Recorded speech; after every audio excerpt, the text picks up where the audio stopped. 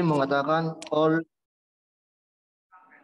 Oliver MC Mahan menjelaskan bahwa ada dua fungsi dari pekerjaan gembala yang dijelaskan Alkitab ialah memelihara dan melindungi kawanan domba gembalanya. Fungsi pastoral yang harus dilakukan yaitu meringankan rasa sakit, pelayanan penyembuhan, memperbaiki yang tidak berfungsi, pemulihan dan rekonsiliasi, penginjilan dan belas kasihan dalam pelayanan.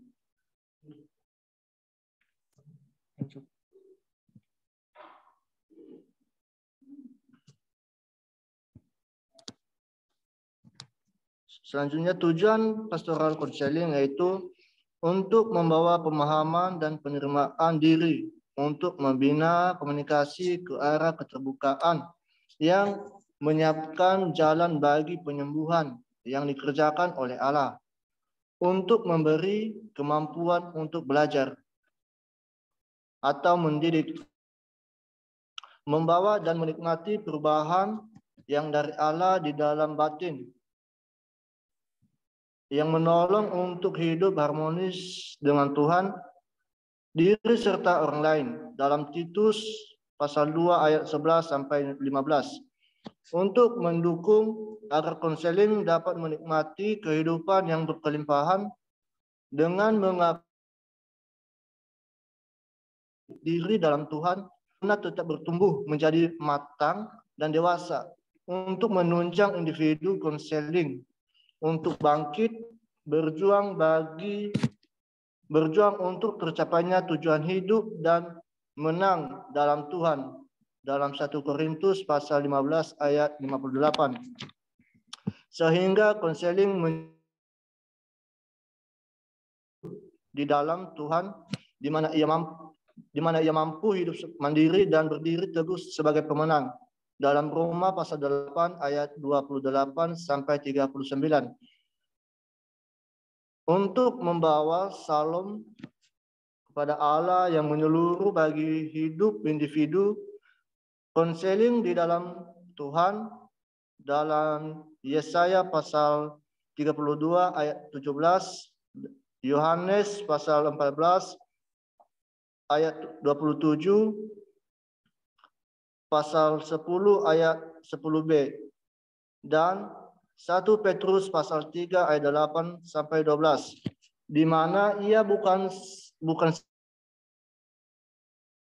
pembaharuan hidup serta mengalami hidup berkelimpahan, tetapi ia pun menjadi berkat bagi ia. Pasal 6 ayat 9 sampai 18 sampai 10.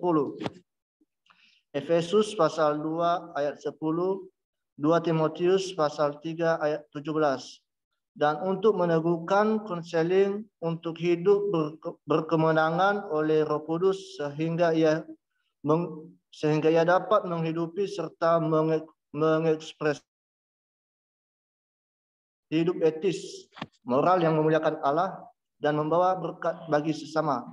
Dalam Efesus pasal 5 ayat 15 sampai 21 dan Yohanes pasal 15 ayat 26 sampai 27. Lanjut.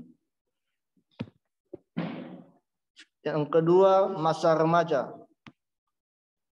Istilah remaja berasal dari bahasa Latin yaitu adolescere atau kata bendanya adolescential yang berarti remaja atau tumbuh remaja. Pembagian usia remaja yaitu ada 3. Yang pertama, umur 12 sampai 14 tahun adalah masa remaja awal.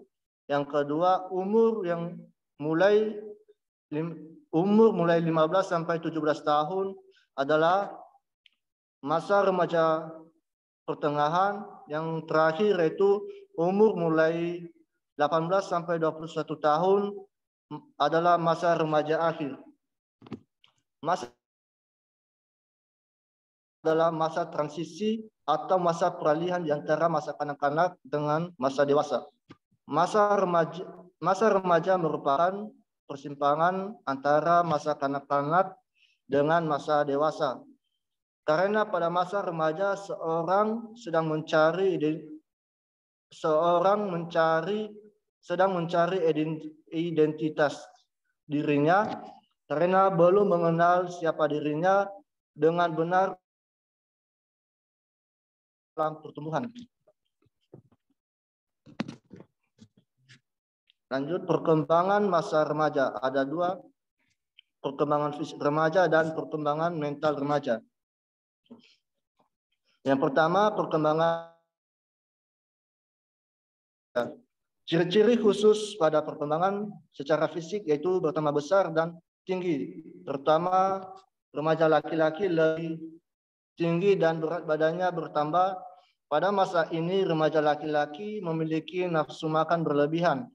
Sedang remaja perempuan sudah mulai memperhatikan penampilannya. Perkembangan fisik kaum remaja terjadi begitu cepat dan fase ini remaja juga secara wajar sedang mempersiapkan atau memantapkan dan fisiknya melalui kebiasaan-kebiasaan yang dilakukannya. Yang terakhir yaitu perkembangan mental remaja. Dalam perkembangan mental remaja yang masih labil, remaja terobsesi dengan sebuah profesi yang digemari oleh.